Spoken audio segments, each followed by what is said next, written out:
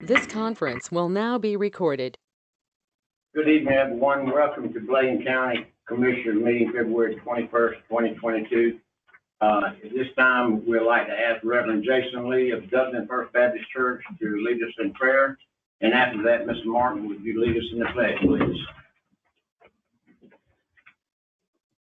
Well, Almighty God, we come before you tonight asking your blessing on this meeting. We give you thanks for every one of these commissioners, as well as all those that serve our county. We give you thanks for being part of a government that is of, by, and for the people. Lord, I pray that as they lead us, you give them wisdom and direction. Father, I pray in how they legislate, how they live their lives, they would reflect your perfect character of righteousness, love, justice. We ask these things in Jesus' name. Amen. Amen. Amen. I pledge allegiance to the flag of the United States of America and to the republic for which it stands, one nation, under God, indivisible, with liberty and justice for all.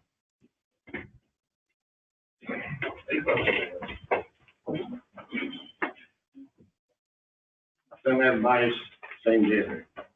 Consent items? Mr. Chairman, Yes, sir. I got one question on Yes, that. sir. Item 2L. It talks about duties there, and I was asking Mr. Martin, is that the duties of the regular deputy? It talks about attachment, they provide scope of the work. Is that for the regular duties of the commission of officer?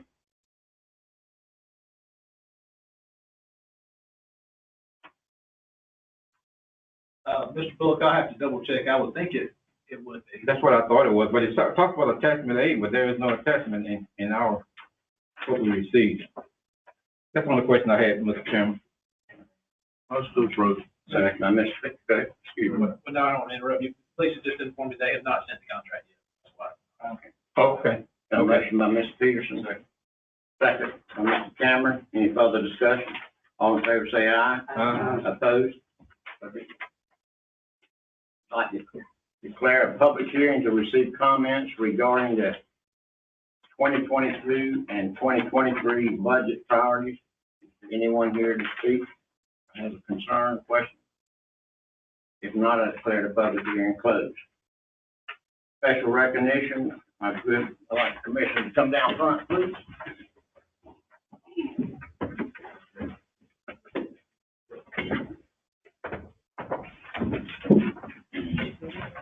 Be careful.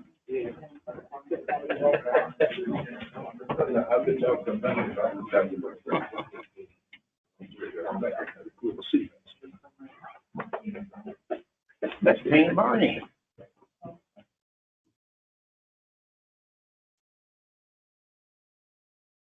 How are you? Good.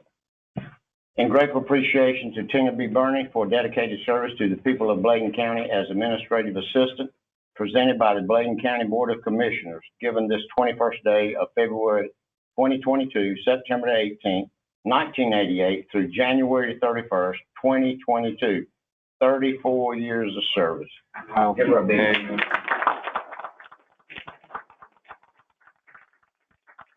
We need a bunch more. Thank you. Thank you. Thank you so much. So much. And I know on behalf of all the commissioners and the people out here and the citizens of our county would appreciate That's all. 34 years of Thank you. service with you. Thank you.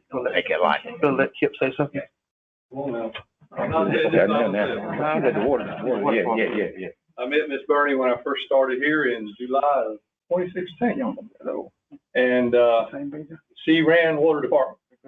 She took care of all the customers, the billing, setting up the work, daily work orders for all the staff. And very efficient, very dependable, and wonderful person to have around. We thank you, Tina. Appreciate it. Alan? We do. We greatly appreciate everything that you've done. There's a lot of knowledge going to walk out the door. It's going to leave with you. Nobody else is going to be able to fill those shoes to the degree that you fill them. And we appreciate the dedication and commitment you've had all these years. Because it has made our team more efficient. It has made our process being with the customers, everything related with the water department works so much better. Greatly appreciate it. Thank you so much. Tammy's been good to me, and I appreciate it. Thank you. Thank you.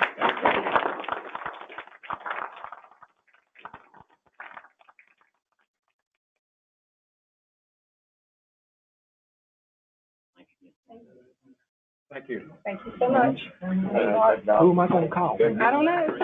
Hey, listen, guys, congratulations, congratulations. I get to Thank you, see you. Dan. Congratulations. Thank you so much. I know. Good luck with that. Thank you.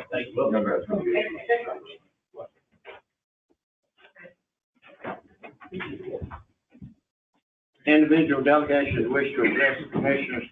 Telemon Corporation, Sabrina Utley. Come forward, please.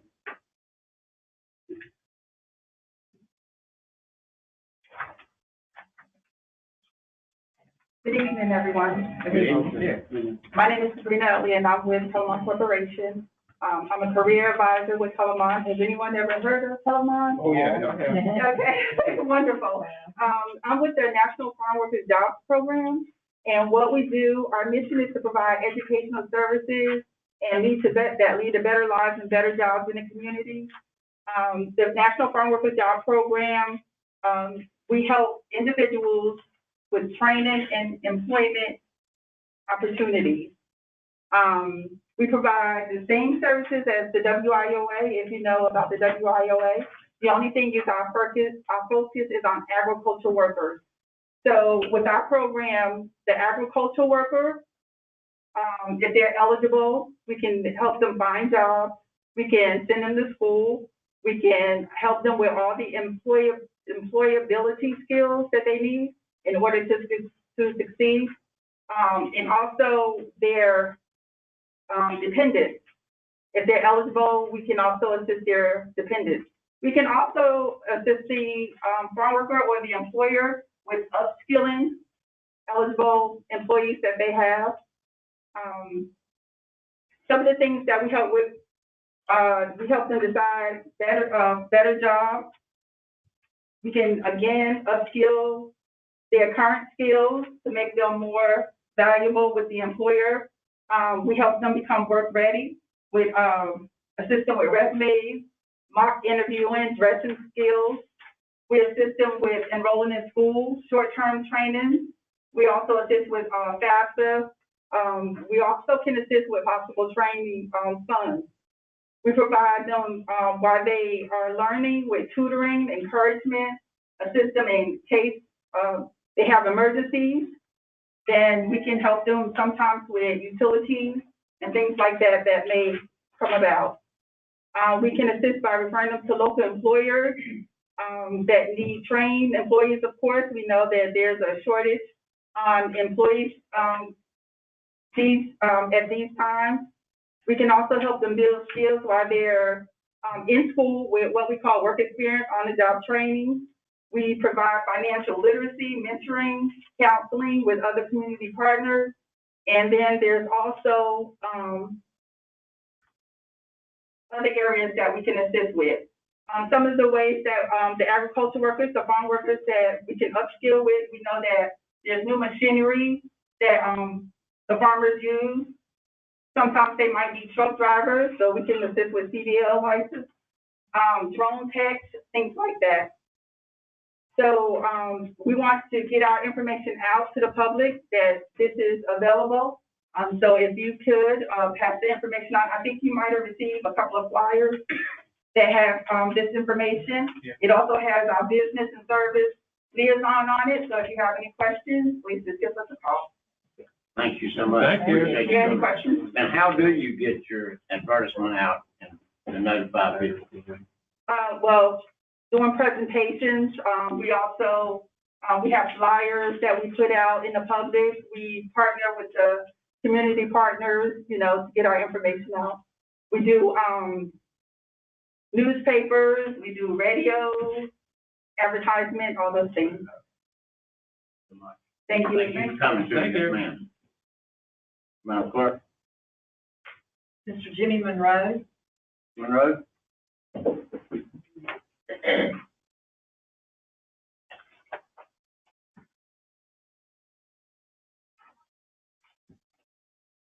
How y'all doing this evening? Fine, sir. My name is James Freeman. I'm the fire chief for East Arcadia Volunteer Fire Department. This is the chairman of the board of directors, Mr. Jim Monroe. First and foremost, we appreciate the time allotted and the opportunity to speak with you guys tonight. We want to speak in regards to our fire department. To Chairman Ray Brick and the rest of the Bladen County Board of Commissioners, it was never the intent of East Arcadia Volunteer Fire Department to close.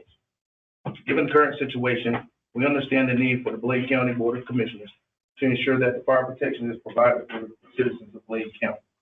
It is our understanding that part of the funds associated with East Arcadia Volunteer Fire Department will need to be used to pay for fire protection services that are proposed to be provided by Acme Delco Riggerwood, ADR, and Buckhead Fire Departments. However, we are requesting that the East Arcadia Volunteer Fire Department building, fire trucks, other equipment, and any assets that may remain after compensating ADR and Buckhead are definitely needed to keep our fire department operational. The East Arcadia Volunteer Fire Department would like to make commissioners aware of the following items and ask that you consider them in making your decision about building, fire trucks, and equipment associated with East Arcadia Volunteer Department. The North Carolina Office of State Fire Marshal, who is responsible for overseeing and inspecting rural fire departments, has never notified the East Arcadia Volunteer Fire Department they were non-compliant. If found to be non-compliant, the East Arcadia Volunteer Fire Department was never given the opportunity to correct the deficiency as laid out in NCGS 11, NCAC 05A 0912. Also to add, the chairman of my board of directors, Mr. Jim Monroe, who is standing here with me, did not submit and sign the enclosed letter that I think you gentlemen have received. And as a result, as I began with, we never intended to close the East Arcadia Volunteer Fire Department. Both the community and members of the East Arcadia Volunteer Fire Department feel that the East Arcadia Volunteer Fire Department is a valuable asset to the community, and its closure would be detrimental to that said community. Thank you for your time. Anything, Mr. Monroe? Well, I'm the one that, I know you addressed this last week, or last meeting. We will take what you said, sir, under advisement tonight, and we discuss it, and we'll be back in touch. Well, thank you for coming. Thank you. Yes, sir. Anybody else? Ms. Rhonda Hall?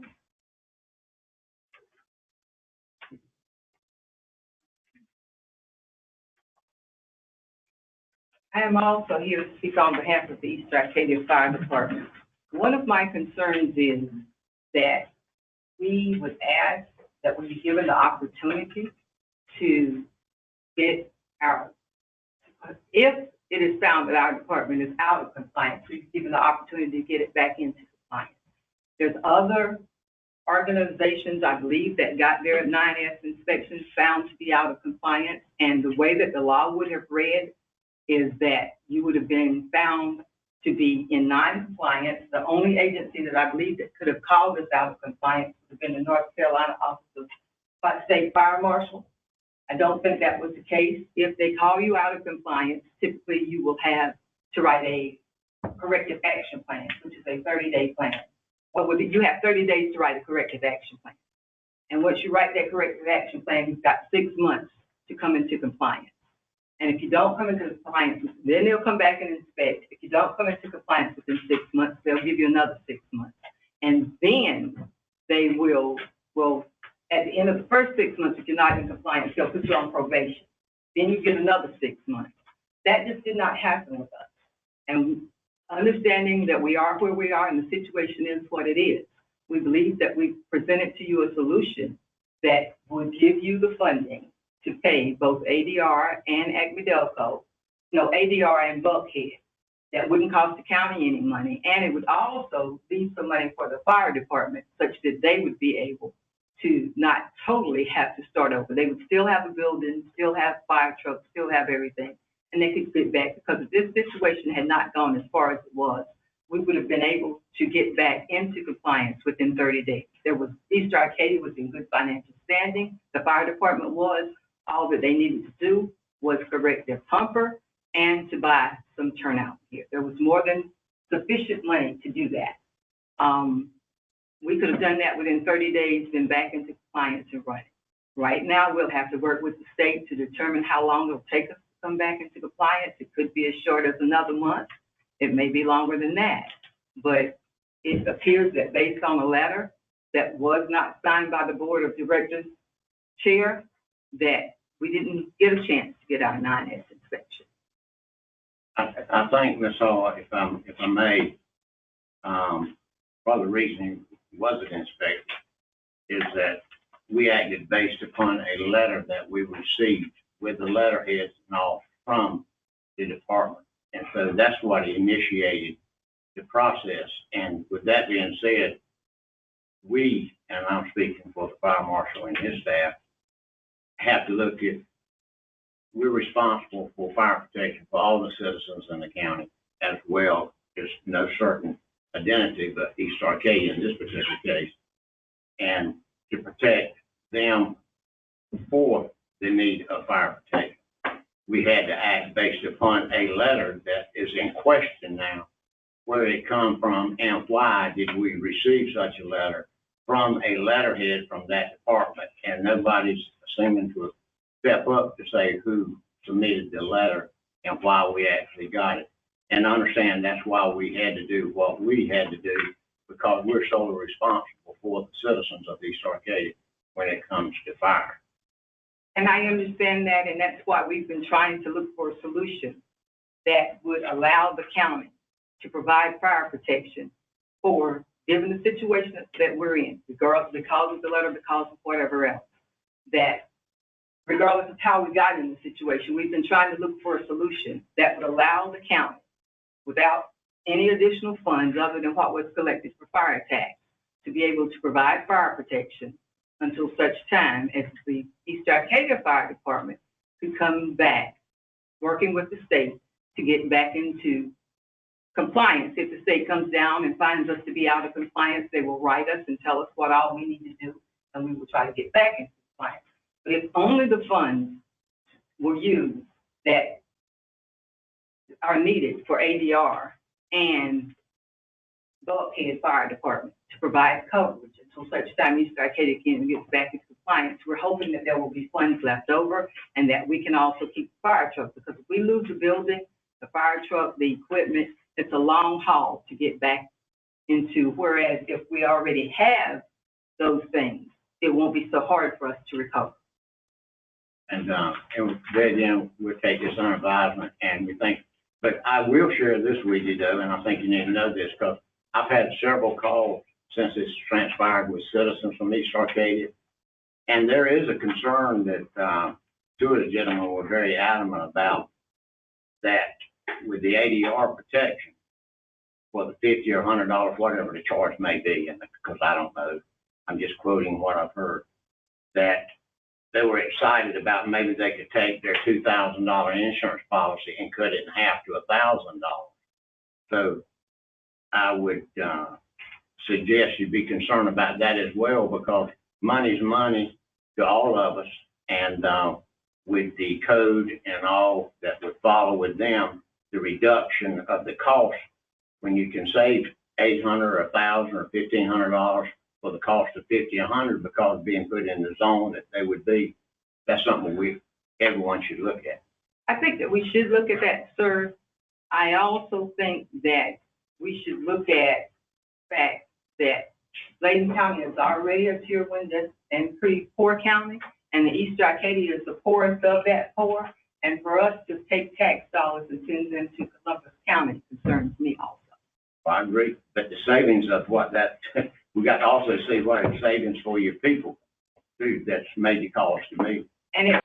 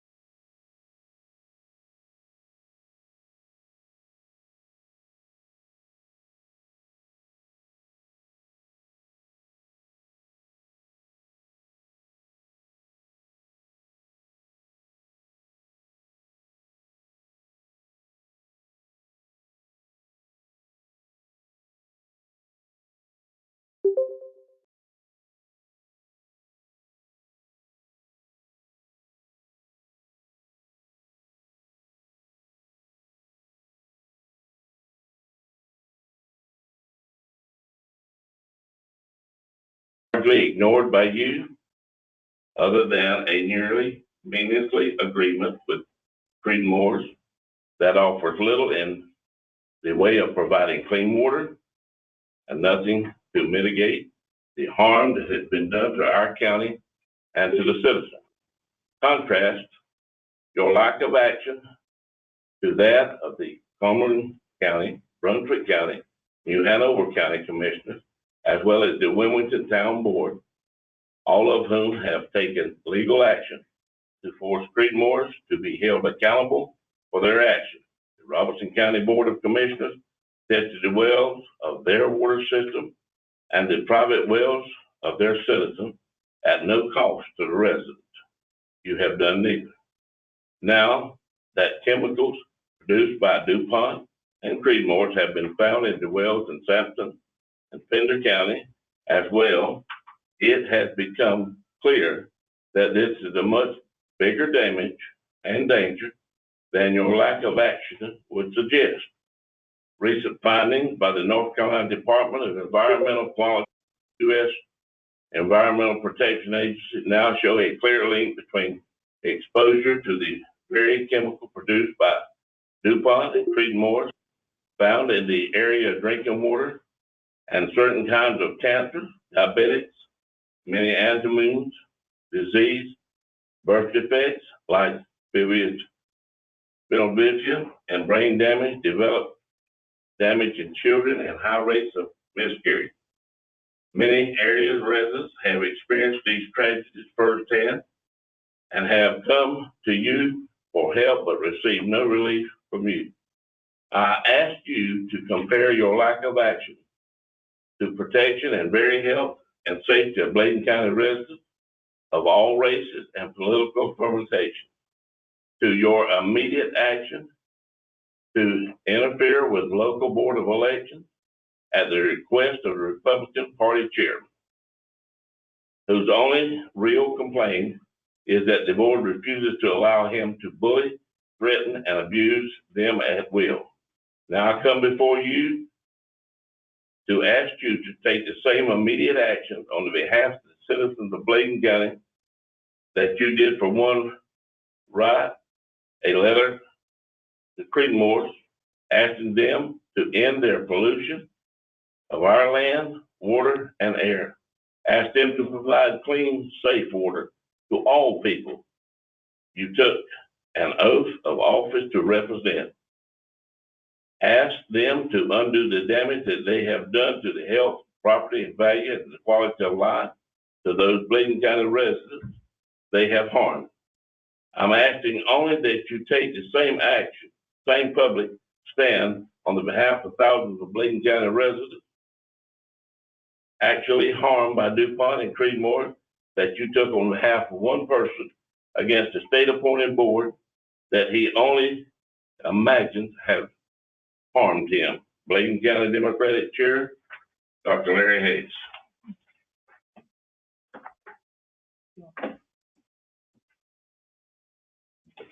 Let me see.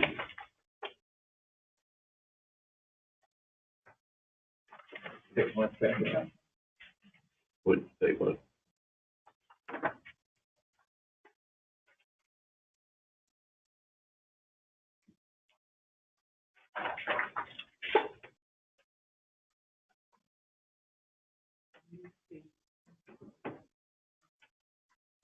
In reference to Camorra's, Mr. Hayes, DEQ recently appeared before the commission, and for the last few years, I have said in numerous calls with DEQ as well as Camorra's attorneys in reference to their situation. We depend a lot on the state. The state sets the rules, regulations, and punishment if there is any, and there has been.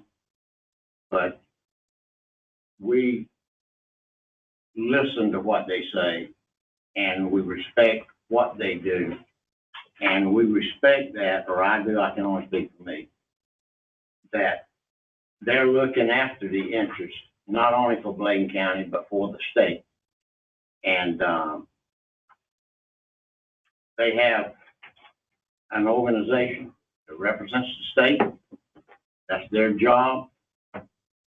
They know more, obviously, than I do about what's in the water and what the effects may have. I personally have to defend upon their knowledge and their direction. And yes, we're concerned. I have members in all of those families from Fayetteville to also Wilmington, family members. So I think I speak for everyone. We're all concerned. And I know Camorras has spent close to $200 million on things that the state has required them to do. And I think they will continue to do so. But trust that I've been involved with numerous, with our county attorneys and our county manager. And so it's in the hands of the state. And I trust that they'll do the right thing for the people. They set the penalties. And I feel good that they are trying to look after the best interest for the people. And so that would be my comment. Mr. Peters. Mr. Brett, I'll make a motion. We send a letter to Camorras. Mr. Hayes appeared here with not all the gooey details, but just there's concerned citizens about the water in Bladen County. Got a motion by Mr. Peterson, send a letter. We got a second by Dr. Mungoan. Any further discussion? I just have one clarification. Yes, ma'am. You said some of the citizens who had, the ones wells have not been tested, but I thought they did. A lot of the wells have been tested. So I'm not sure what person that is who said that their well was not tested. Hundreds have been tested. Right. So you know who that, you can find that name, we'd like to know. And let us find out who that is. Because we did do it. Anyone can get it tested. Mm-hmm. Yes, sir. Ms. Cognier. The only thing I would like to add to that is there has been a lot of deeds of the Q of DEQ, the business quality board. They have done checking and doing things, but people from surrounding counties have commented to me that we are sitting on, they say, the nucleus of what has happened. And they say it sometimes sends up the wrong information out. That we sit here and they ask me, are your people being affected? How bad are they being affected by it? And when those type of things with medical stuff, I haven't seen research on that to know how bad it's affected. But they do ask the question that we'll see where it's generated from. And that we have not taken any legal decisive action. And I say, well, there's a lot of details that goes along with how we handle that particular situation they're in Florida. And they've been here for 50 years, so. But some of them do bring that to the attention. And I noticed that we have not filed any legal action against schools since they have been designated to do that. And we don't do a lot of complaints, but they were good about doing something when we asked them about what was happening and talked with Mr. Martin.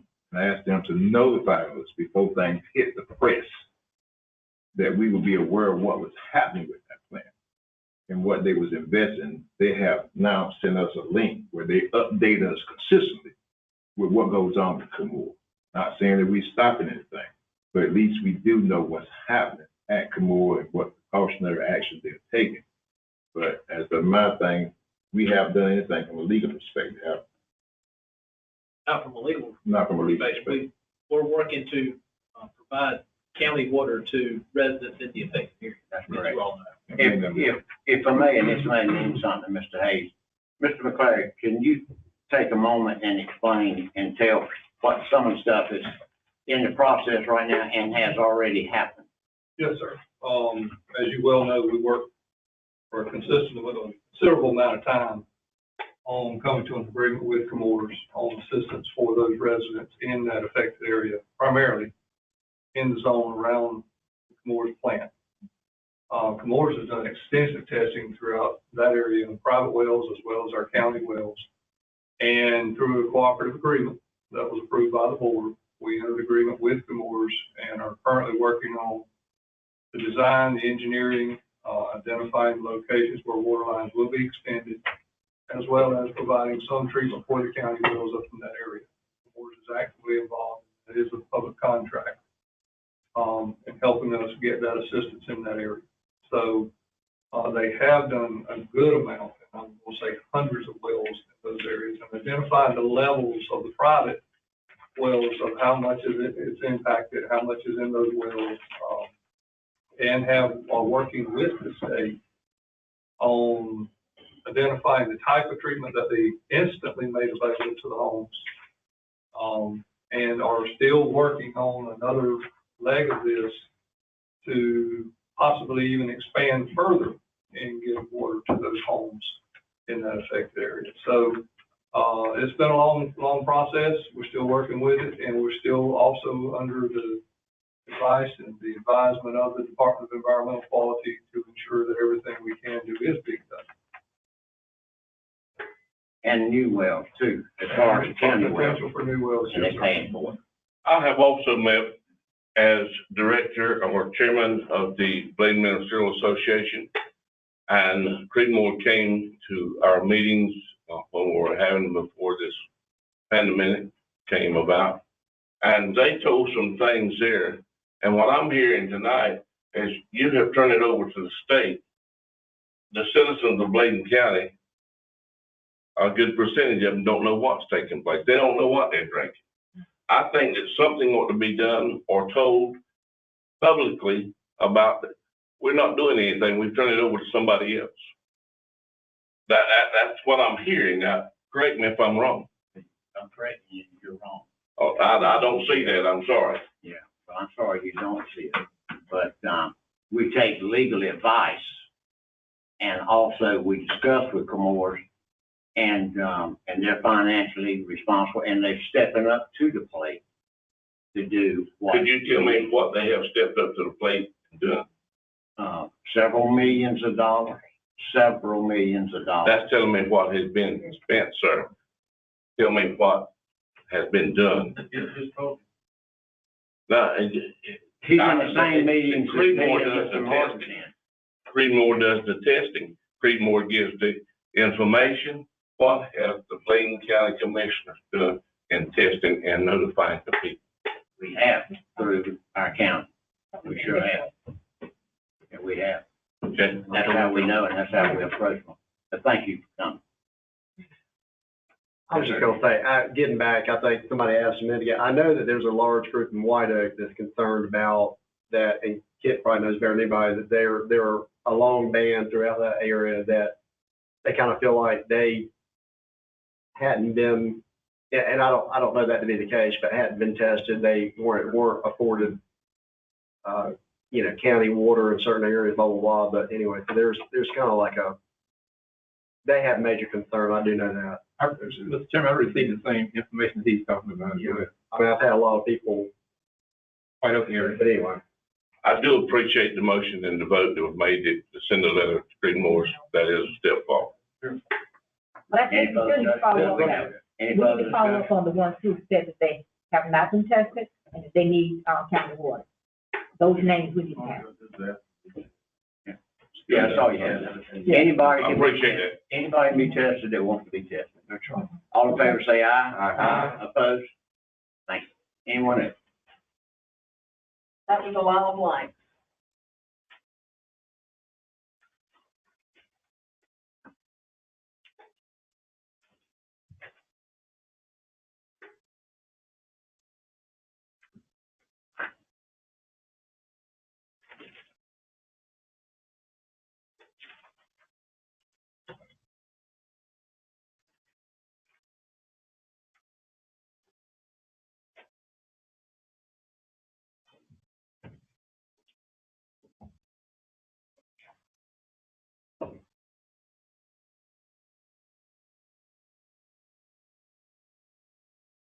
I'd like to say good evening to all of you again that I haven't already spoken to, and thank you for giving me this opportunity to once more come back into a room that's very familiar to me. I came in this very place for about 20 consecutive years, and I thank the citizens of Bladen County who gave me that opportunity, and I thank those of you who have decided to give your services to Bladen County in this capacity. I find it to be a very challenging and rewarding position to be in. I appear before you to ask you to please look at the actions that have gone on up until this point relative to the situation down at East Arcadia for the last, I guess, I'd say for a couple of years. Thanks.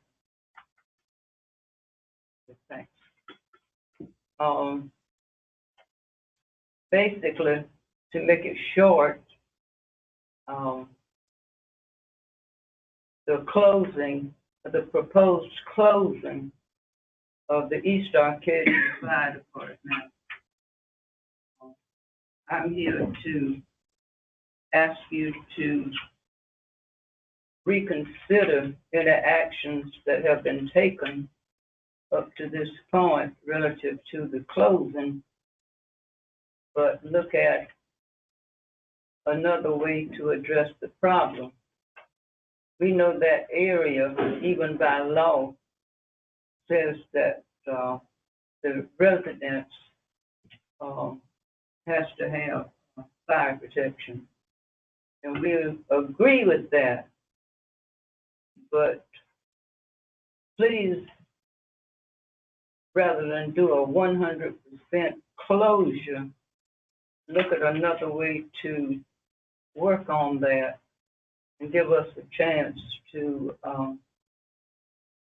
not completely close the fire department, but correct the problem suffered by that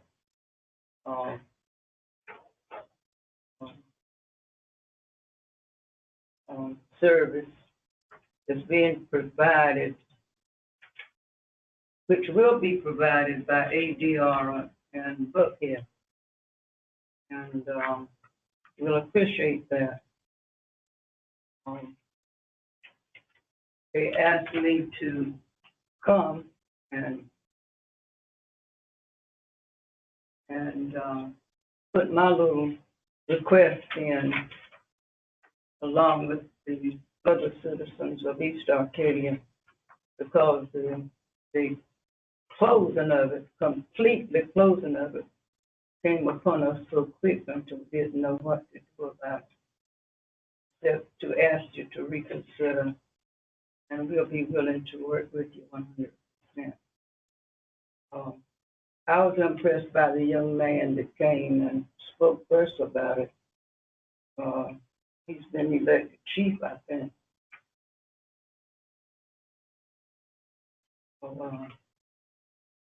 I'll try to make this short because some information has already been presented. And I'll just close my remarks. I'm more involved now with what is called the senior citizens. And we have pledged our help in getting the fire department back in shape. And again, I have talked to some of you and talked about this problem on an individual basis.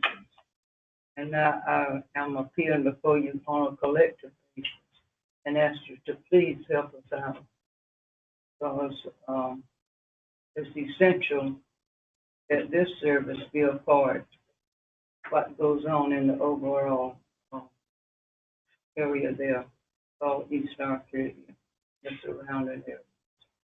I thank you. And I hope you can give us a positive response to trying to get, because it's very much needed in that area.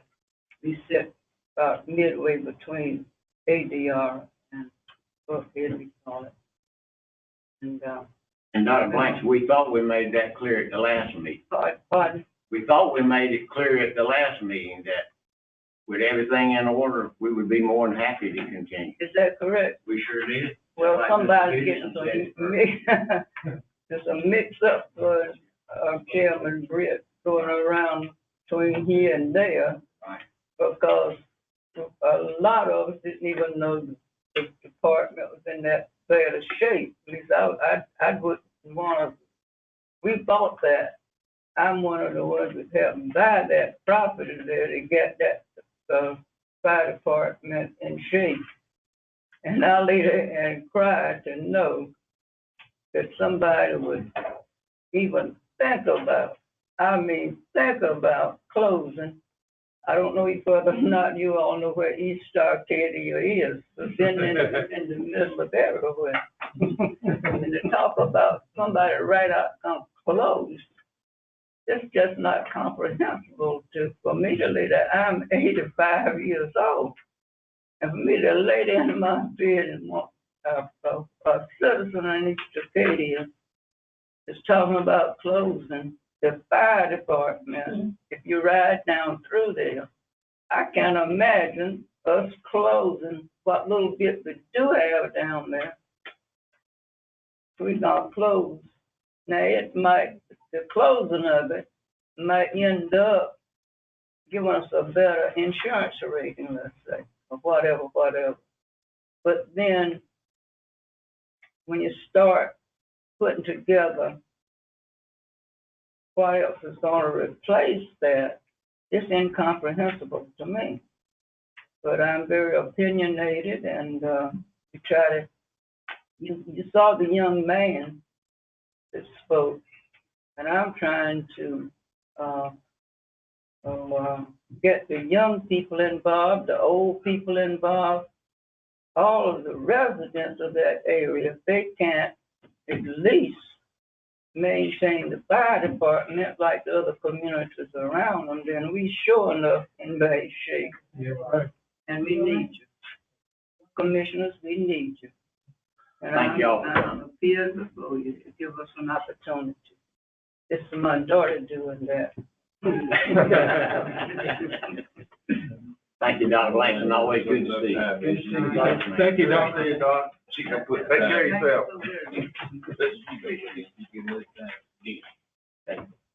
Madam Answer to Commissioners, one. Yes, sir.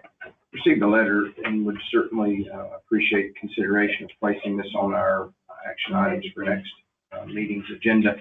Tar Heel Dixie Youth Baseball, they now host baseball for Dublin, Tar Heel, White Oak, and some other areas. And they currently don't have any lighting, so they have to practice and play early. And I know it's been something they've been trying to work on, and just need some help in strategically making that happen. I understand before I came on board, we'd approved some funds for some other areas to do that. So just would like the board to consider that in our next meeting. What communities, Mr. Scott? Well, it's Tar Heel's baseball field, but they service Tar Heel, White Oak. Tar Heel baseball field. Correct. Dublin, Carlton, all those girls play up there. Is that at the Tar Heel School? I know the one. Behind Little Municipal Building. Anyone else? I'd like to ask that we look at setting a date for the next art meeting next week. Would that be something that we could do? Either I just can bring it up now, we'll deal with that at the end of the meeting, but everybody can look at the calendar, and then Mr. Chairman and I get back to it once we take a look at it. And then at the end of the meeting, we'll bring that up to schedule another art meeting. Mr. Chair. Yes, sir. Since we're talking a little bit about recreation there, our own county park, and our gym needs some improvements also besides the parking lot. The bleachers in that gym, it's over the gym, and it's high up, and it's a hazard. Former county commissioner and Russell Priest has fallen on those bleachers. So I think it's time that we might need to consider replacing the bleachers in there with something more modern that's more easy for elderly to get up on and stuff like that. And also the field that you're driving in the park on the right-hand side, it's got the original lights on it. It's time to replace those lights and do something so you can use that field a little bit more. It's dark when you turn the lights on there. You pretty much might not even need to turn them on. But just to think about that also while we're talking. Could this, I'm throwing a date out so everybody can look at it before we get in, kind of look at it. That's Thursday at 5 o'clock, next Thursday at 5 o'clock. Everybody's kind of look at that. Next Thursday? That's the day of the association. I may be off. Which one is Wednesday. That's Wednesday. I'm not sure. Next Thursday. The 24th. The third. Let me check. It's the third. Third. It's the third. Oh, the third, okay. You got that regional meeting at 5:30. Yep. This is 4 and 5.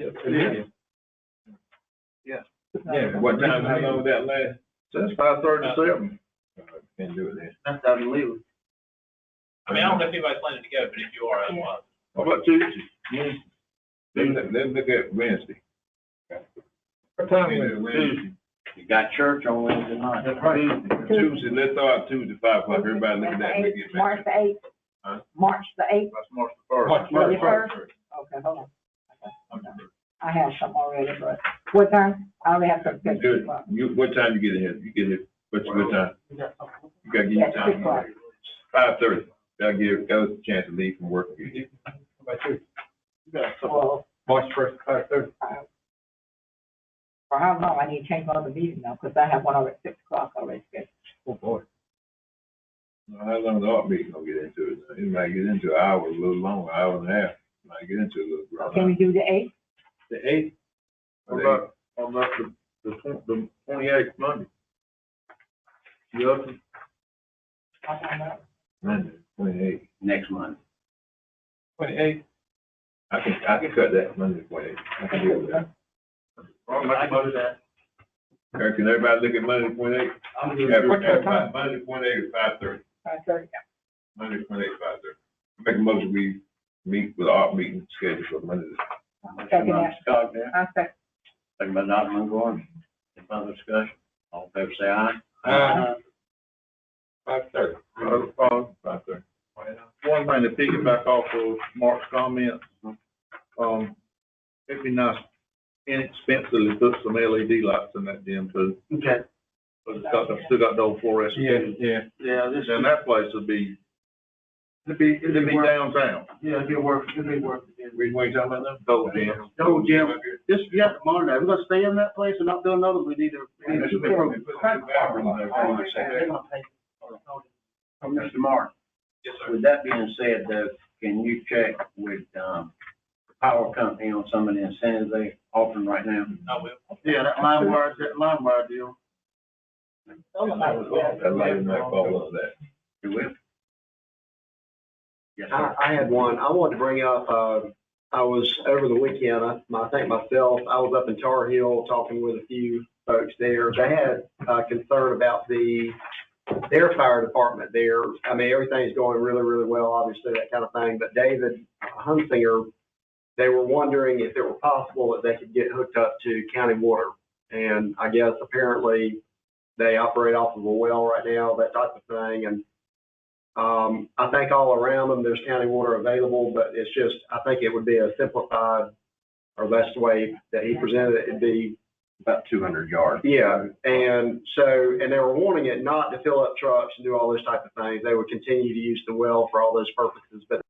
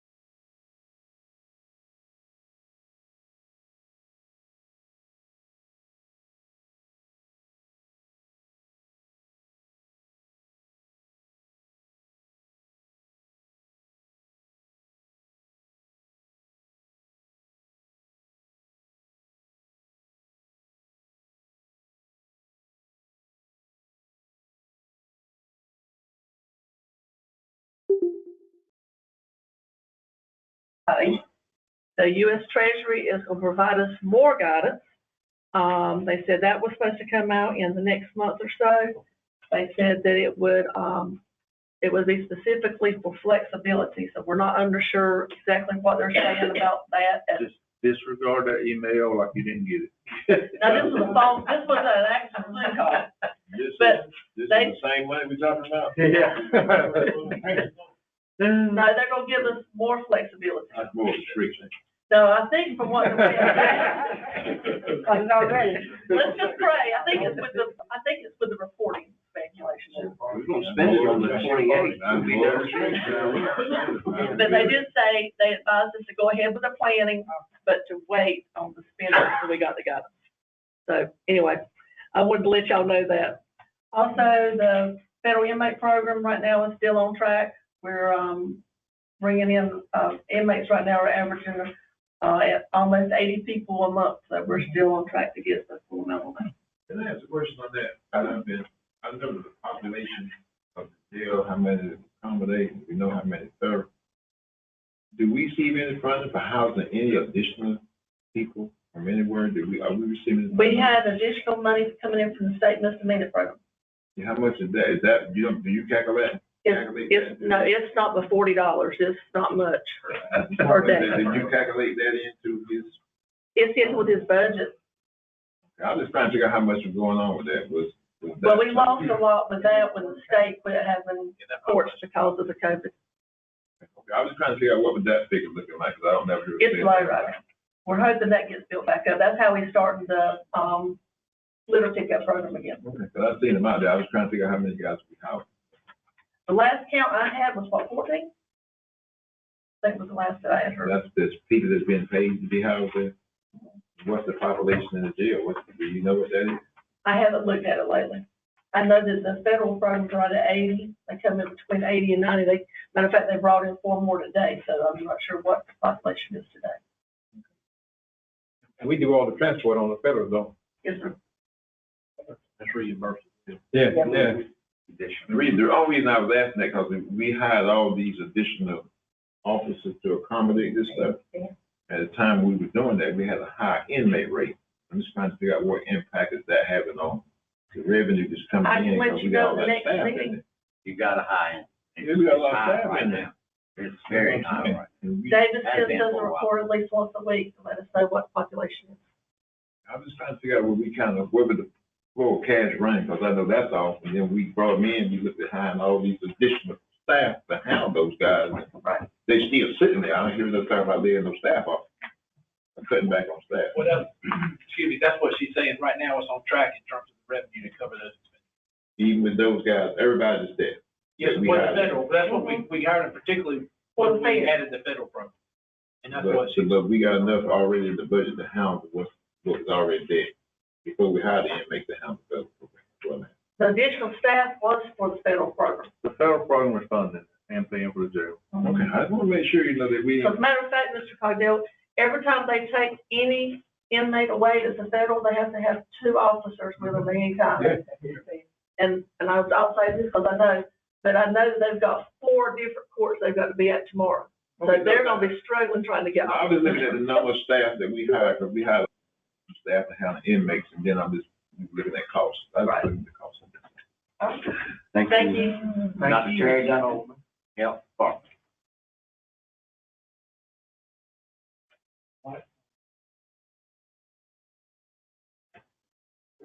Good. Hi, everybody. We'll try to make this brief again tonight. First item up is consider approving the 2022 sliding fee scale as included in your packet. To approve. A motion by Mr. Bullock, got a second by Mr. Cameron McGill. Any further discussion? All in favor say aye. Aye. Opposed? So be it. And good news on the COVID front. Excellent news on the COVID front. As of today, state was at 10.7% positivity and we were at 11.9. Remember, the goal there is 5%. This is the first time in a while we've been less than double digits. Compared to the state, it took us a little bit longer to come down than it did the state. But we are absolutely headed in the right direction with about 60 active cases today as compared to over 1,000 in January.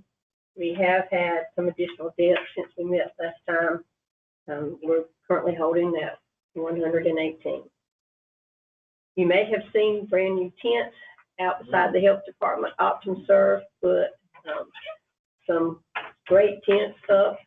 There are two-bay drive-throughs. They're seeing around 25 for testing as of right now, but they are open Monday through Friday for free testing with no waiting right now. Do you have the rapid test? They're supposed to start this week. If everything runs okay, the rapid test would be back. We did close that site for one day for them to put the tents up, and they have assured me that if the paver is ready to do the paving at the health department, that they can take it down in the day as well. We are continuing to do vaccines, but have sort of closed our large room, the large conference center, doing it out now from our triage rooms and our basic rooms in the lobby. I'd say we're averaging about 10 a day. We have started giving any vaccine at any time. You just walk in and we'll give you Pfizer or Moderna, not the J&J at this point. You may have heard that the FDA sort of put the brakes on the 0 to 5 vaccine for children, and we'll be ready when they do. And the end is in sight. As far as you know, we've been talking a long time about we needed to learn to live with COVID, and that's certainly where we're headed at this point. We also know we've talked a long time about the health in this county is not what it needed to be from the beginning, and that's why we have been impacted as we have. So looking now, we're working really hard on the strategic plan for both y'all and for us.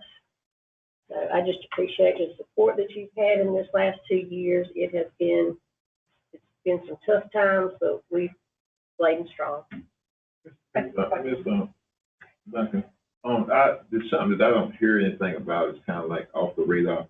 Is flu creating a problem of any sort? Because you don't never hear anything about it anymore. Flu. There has been more flu this year than last year. But there's not nothing trending real high to be disturbing, nothing like that.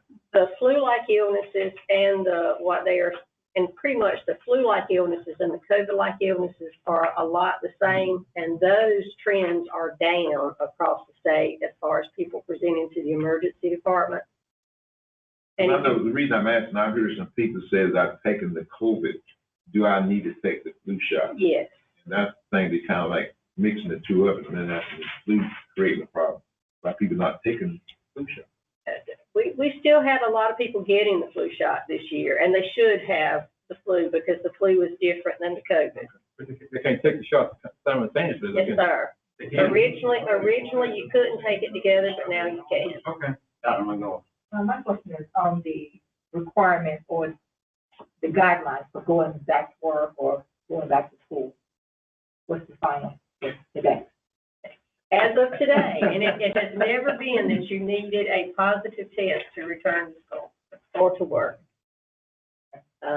Because once you are out of your isolation period, then you are no longer considered contagious. And now we 5 days now? 5 days now. I wear a mask for an additional 5. Thank you, Doc. By the water.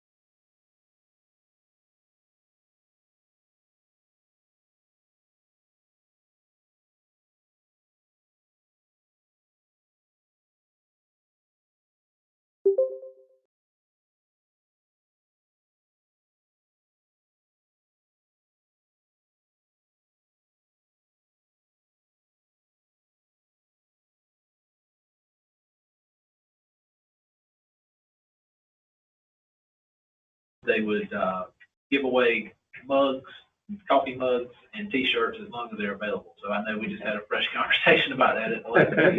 So let's move on. No, if anybody has any concerns, I just want to, thank you. On Friday, the 25th at 7 p.m., the casino night will be held as part of the industry appreciation, and that will take place at the Cape. Just to remind you again, the ARPA special meeting starting also was scheduled on Monday, the 28th at 5:30. Moving over to March, Thursday the 3rd at 12 noon, the FCTC meeting will be held. That will be a virtual meeting. Also that evening, 5:30 until 7, the Association of County Commissioners Regional meeting will take place in Leland Hall. There's a prayer service here on the 7th at 8 a.m. The board meets that evening at 6:30. Thursday the 10th at 5:30, the Elizabethtown White Lake Chamber of Commerce annual meeting will take place at Windmill Vineyard. On Saturday the 12th, from 11 until 4, the Double Pit Festival, fish fry, that event. On Monday, the 14th, the Health and Human Services Advisory Committee meets at 5:30 at the Health Department. On Monday, the 21st at 6:30. Mr. Martin, Mr. Britt, on March the 5th, there'll be a fundraiser at the Bladen Historical Society for Joan Allen. You know, she was a longtime county employee. She's, for her and Rebecca McCall. Joan was over at Division of Agents for a long time. Did they have it on the 14th, they have advisory board meeting?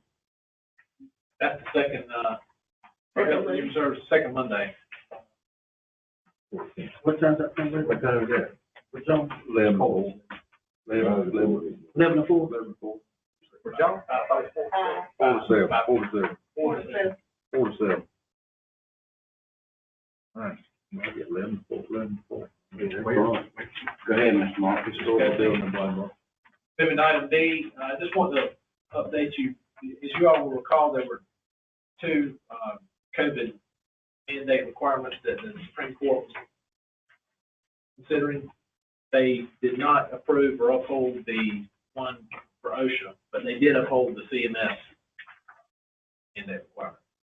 So for healthcare facilities that receive Medicare and Medicaid money or their contractors, they're supposed to show verification of vaccination. So we reached out to our risk management pool, their attorneys, they're on contract to provide a service. They have provided a memorandum of understanding that governs the county's disclosure of this information to these organizations, and also an authorization and consent form, or release actually, for employees to sign to indicate that that information will be shared only with the HR departments in those specific healthcare organizations. At this time, the only one we've heard from is Elizabethtown Nursing Center. So just want to share that with you. If you have any questions or concerns, glad to address them.